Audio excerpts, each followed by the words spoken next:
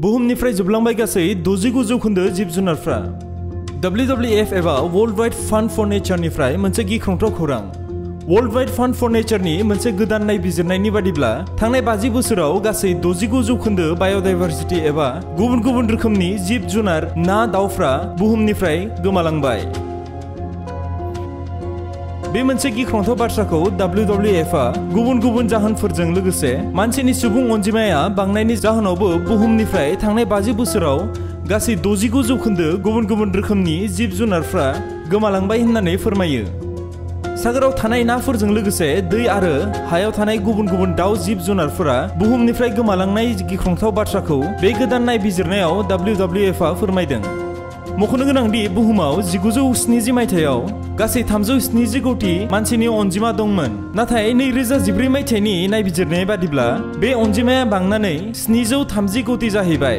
बुंनो थाङोब्ला 44 बोसोराव बुहुमाव सुबुं अनजिमाया गासै 360 कोटि बांबाय। बे मोनसे जाहोननि थाखायबो दिनै बुहुमनिफ्राय 69% गुबुन गुबुन जिब-जुनारफ्रा गोमालांनायखौ नुनो मोननाय जादों।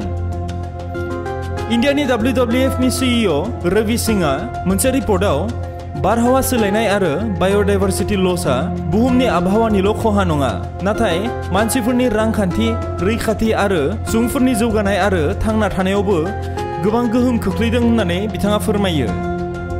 बुहुमाव सुबुं अनजिमा बांनाय लोगो लोगो मानसिनि जानाय लोंनायनि आबाद मावनायफ्रा बांनायजों हायाव थानाय गासै 70% जुनारफोरनाव गोहोम गोग्लैदों होननानै WWF एबा वर्ल्ड वाइड फान्ड फर नेचारआ फोरमायो। ग्लबेल वार्मिं, पल्यूशन आरो हाग्रायाव नांनाय अरफोराबो बुहुमनिफ्राय गासै 69% जिब-जुनार गोमालांनायाव मदद खालामदों होननानै WWF आ फोरमायो। बुहुमाव गुबुन गुबुन जिब-जुनार दाउ नाफ्रा बेबायदिनो जोबलाङोब्ला मानसि माहारियाबो जानाय लोंनायजों लोगोसे थांना थानायाव गोब्राबथार जागोन।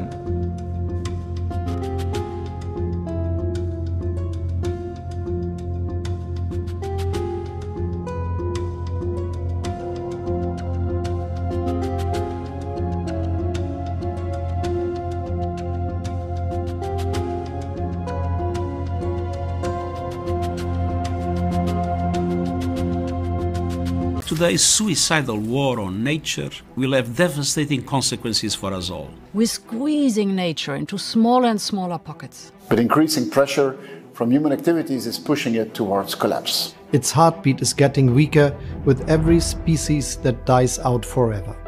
These trends represent a threat to peace and security. We cannot postpone action. With the pandemic, we could not do much, but it has also given us the opportunity to forge a new path. Together, we must save our life support system. We need to preserve it, we need to restore it. It is time for humanity to make peace with nature for the sake of present and future generations. Now it is time to act. Austria reaffirms its commitment. Aotearoa New Zealand reaffirms Costa Rica reaffirms our commitment. Finland reaffirms our commitment to reverse biodiversity loss by 2030. And secure a transformative global biodiversity agreement that delivers a nature-positive world. This decade for all. We need action to protect and conserve at least 30% of land and oceans globally.